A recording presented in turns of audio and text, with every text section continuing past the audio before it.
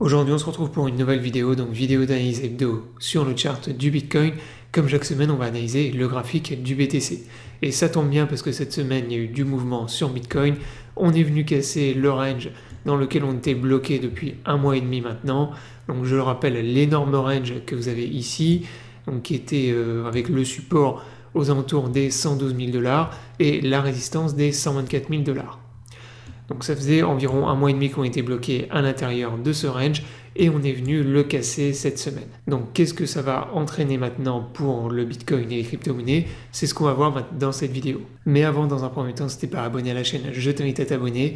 Également, si t'es intéressé par le trading des crypto-monnaies, je t'invite à me rejoindre sur l'exchange Bitget, MEX et Bluefin, qui sont mes 3 exchanges préférés pour trader les crypto-monnaies. Si t'es pas inscrit, tu as tous les liens dans la description sous la vidéo. Ces liens te permettent d'avoir accès à un bonus lors de ton premier dépôt, ainsi que des réductions sur tes frais de trading, donc profites-en. Maintenant, on démarre la vidéo d'analyse. Donc dans un premier temps, on va aller faire un tour sur mon compte X. Également, si tu ne m'as pas follow sur X, je t'invite à le faire. Je te partage des analyses chaque semaine et c'est en avance par rapport à la chaîne YouTube. Donc n'hésite pas encore une fois à venir me follow. Donc on démarre par la première analyse que je vous avais partagé donc le week-end dernier. C'était une AT sur les maps de liquidation.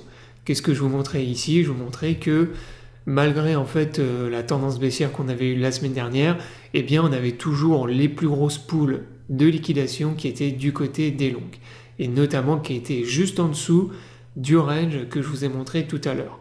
Donc c'était juste en dessous du support du range qu'on avait des énormes poules à venir liquider du côté des longues, raison pour laquelle je m'attendais et j'anticipais justement une cassure de ce range vers le bas. Ensuite, je vous ai partagé une fractale sur le Bitcoin, donc là une AT qui est hyper importante, je vous invite à aller la consulter, je vous ai tout partagé dans cette AT, ce que j'anticipe pour les semaines à venir, donc tout est résumé justement sur ce graphique et sur l'analyse que je vous ai partagée. Donc là, la fractale en question, qu'est-ce que c'est? C'est tout simplement pour moi une reproduction de ce qu'on avait fait déjà fin 2024, début 2025.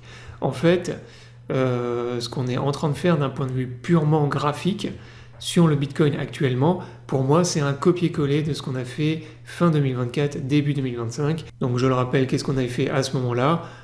Premièrement, on était parti dans un énorme bull run qui avait duré plusieurs mois, chose qu'on a faite donc les derniers mois là sur BTC. On est venu faire ensuite un premier ATH sur le Bitcoin, on a eu un retracement, on est reparti bull, on a fait un deuxième ATH, ce que j'appelle un faux break, c'est-à-dire qu'on est juste venu mécher un peu et casser légèrement au-dessus du premier ATH, et ensuite on a eu un rejet, donc énorme rejet, juste au-dessus de cette fausse cassure.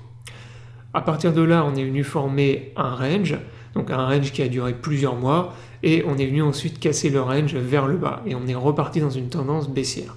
Donc là, c'est exactement ce qu'on est venu faire sur le Bitcoin depuis plusieurs mois maintenant.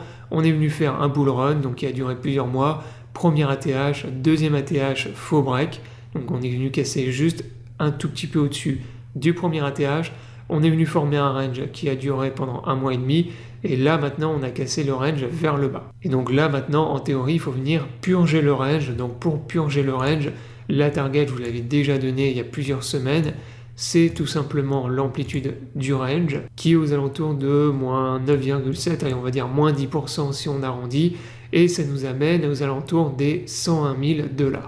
Donc on va dire entre 100 000 et 101 000 $, ça c'est la target pour venir purger en théorie le range qu'on est venu casser cette semaine vers le bas. Dernière AT que je vous ai partagé hier, alors là c'est pas vraiment une AT que j'ai faite puisque j'ai remonté une analyse que je vous avais déjà fait il y a plusieurs semaines et que voilà qui est toujours d'actualité, c'est l'AT que vous avez ici, notamment le graphique avec la zone de support que vous avez là. Donc là ce que je vous disais c'est que je surveillais de très près la cassure de ce support, donc support entre 109 000 et 112 000 $.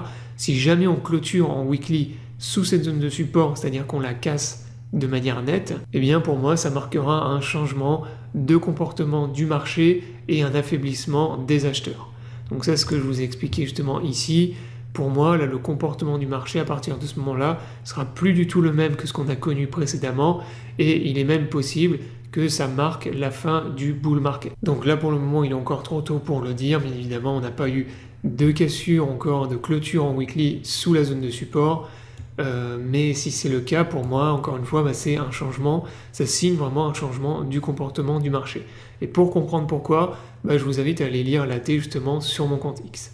Donc maintenant, on retourne sur le graphique chart du Bitcoin sur TradingView. Donc comme je vous l'ai dit déjà, cassure du range vers le bas. Ce que j'ai remarqué également, c'est que là, on forme un canal sur le Bitcoin. Donc là, on est reparti dans une tendance baissière à l'intérieur de ce canal.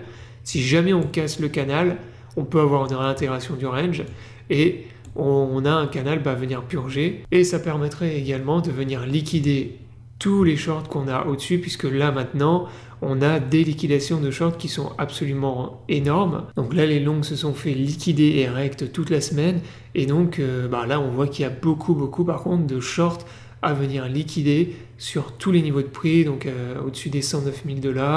Là on a une énorme pool aussi aux alentours des 113 000, 114 000 $.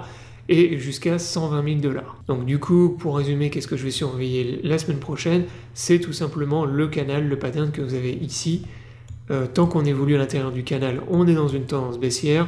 Par contre, si on a une cassure de ce pattern, moi je m'attends, comme je vous l'ai dit là, à repartir dans une tendance bull et venir liquider tous les shorts qu'on a sur les niveaux de prix au-dessus. Donc voilà, j'espère que la vidéo vous aura plu. Je vous invite à vous abonner à la chaîne pour ne pas rater les prochaines vidéos. Je vous souhaite à tous une bonne journée et à bientôt pour une prochaine vidéo.